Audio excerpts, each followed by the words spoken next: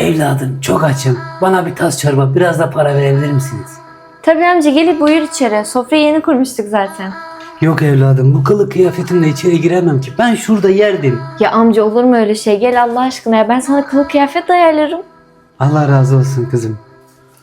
Al amca, annem yapmıştı sıcak sıcak ayran çorbası. Kızım hiç zahmet etmeseydiniz ya. Çok teşekkür ederim. Afiyet olsun amca. Allah razı olsun. Allah tutunuzu altın etsin. Bu aralar kendinize çok dikkat edin, olur mu? Neden amca, neden bir anda öyle dedin? Olsun kızım, canınıza zeval gelmesin. Sizin eve gelirken 2 kişi sizin kapıyı gözlüyordu.